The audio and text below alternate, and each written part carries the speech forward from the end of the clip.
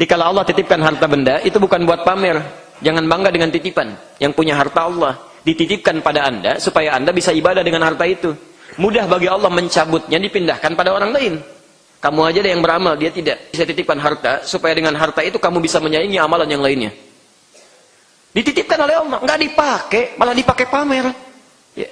Dikasih motor oleh Allah, maksudnya supaya dia berangkat ke masjid, bisa ke masjid berjamaah, ta'lim digunakan, cari harta yang halal, ada kemudahan. Begitu dikasih pertama kali, ceklik, foto, bikin status. Alhamdulillah Allah telah berikan rezeki. Kenapa sampai pasang? Allah titipkan tapi tidak Anda gunakan. Kasih ilmu gunakan, kasih harta gunakan. Mumpung masih ada waktu. Kalau sudah nggak ada susah. Ya, apakah ke dalam Anda nggak bisa keluar lagi. Anda hanya akan bisa meratap mengatakan farji'na na'mal salihah. Ya Allah, beri kesempatan sedikit aja untuk beramal saleh. Bahkan fa'asaddaqa wa aku minas salihin. Hamba berjanji akan bersedekah ya Allah dan mengerjakan amal saleh. Mumpung masih ada waktunya gunakan. Sayang, ya, nggak usah sombong. Karena yang sombong dulu sudah ada, korun ditenggelamkan. Hartanya lebih banyak dibandingkan Anda.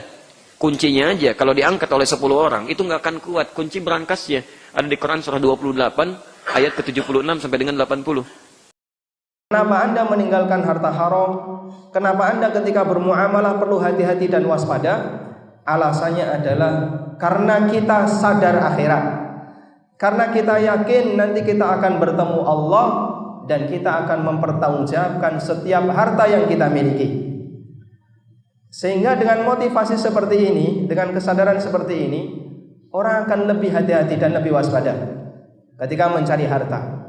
Karena dia sadar sepeser yang dia dapatkan ketika dia bekerja, yang dia dapatkan ketika dia bermuamalah, semuanya akan dipertanggungjawabkan di hadapan Allah Subhanahu wa taala. Karakter dunia hanya ada dua kemungkinan. Karakter dunia hanya ada dua kemungkinan. Yang halal dihisab, yang haram diadab. Enggak ada yang ketiga. Sehingga tidak dihisab dan tidak diadab. Yang halal dihisab, yang haram diadab. Nabi SAW telah mengingatkan itu dalam hadis riwayat Tirmidzi, la tazalu qadam 'abdin yaumal qiyamati hatta yus'al. Kaki seorang hamba tidak akan bergerak ketika di hari kiamat sampai dia ditanya oleh Allah. Salah satu di antara poin pertanyaannya, wa an malihi min aina iktasabah wa fima anfaqah. Dia akan ditanya oleh Allah tentang hartanya, dari mana harta itu dia dapatkan dan untuk apa harta itu dia gunakan. Allah Subhanahu wa taala juga berkali-kali menegaskan semacam ini dalam Al-Qur'an, misalnya dalam firman-Nya, "Tsumma latus'alunna yauma idzin 'anin na'im." Kemudian kalian pada hari itu, yaitu di hari kiamat, nanti akan ditanya oleh Allah Subhanahu wa taala tentang kenikmatan yang telah Allah berikan kepada kalian. Makanya tugas seorang mukmin, dia harus menyiapkan jawaban. Bagaimana cara mendapatkannya dan bagaimana cara menggunakannya. Sebagaimana perkataan Ali bin Abi Thalib radhiyallahu anhu ketika beliau ditanya mengenai karakter dunia, karakter harta, maka beliau radhiyallahu anhu mengatakan, halaluhu yuhasab wa haramuhu yu'adzab. Yang halal dihisab, yang haram diadzab. Tidak ada pilihan yang ketiga. Sehingga dengan menyadari bahwa hamba nantinya akan menjalani hisab di akhirat dengan harta yang dia miliki, maka dia akan lebih berhati-hati. Jangankan yang haram, yang halal aja dihisab. Apalagi ketika seorang mendapatkan harta itu dengan cara yang dilarang. Apalagi ketika orang itu mendapatkan harta dengan cara yang haram, maka dia akan menjumpai pertanggungjawaban yang jauh lebih berat. Semua harta yang kita miliki pasti akan dihisab. Tidak ada di antara kita yang bebas hisab. Atau tidak ada di antara kita yang bisa menjamin apakah dia nanti akan bisa masuk surga tanpa hisab dan tanpa adab. Meskipun ada di antara umat Nabi SAW yang dijamin masuk surga bighairi hisabin wala adab, tanpa hisab dan tanpa adab. Namun tidak ada satupun manusia yang bisa memastikan apakah dia berada di posisi itu. Karena itu persiapan yang perlu kita lakukan adalah bahwa di depan Anda ada hisab dan kita perlu membangun kewaspadaan dari sejak sekarang.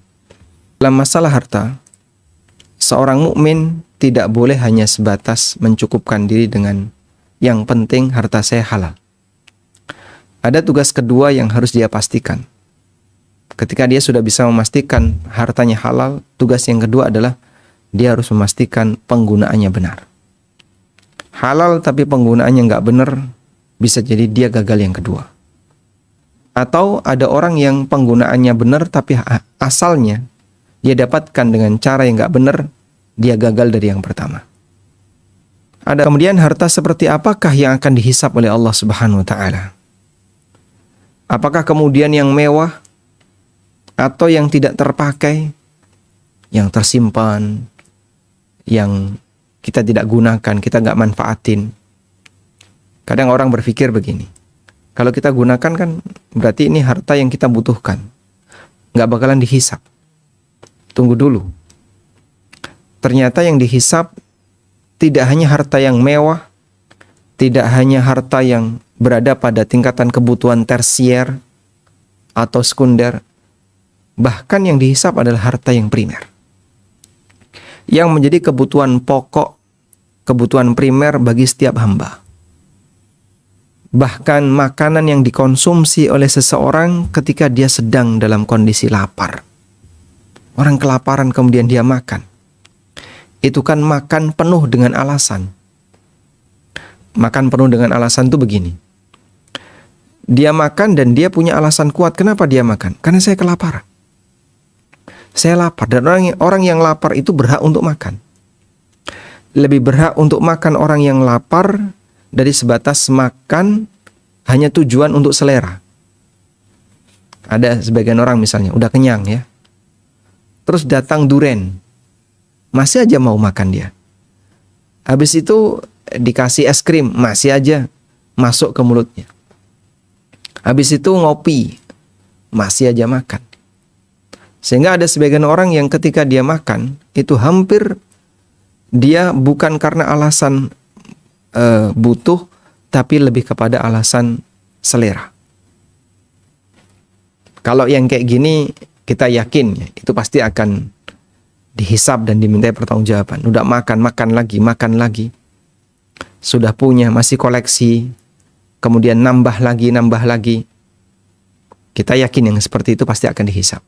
Terus bagaimana kalau kebutuhan pokok yang paling primer, bahkan makannya sangat beralasan? Jawabannya itu juga nanti akan dihisab.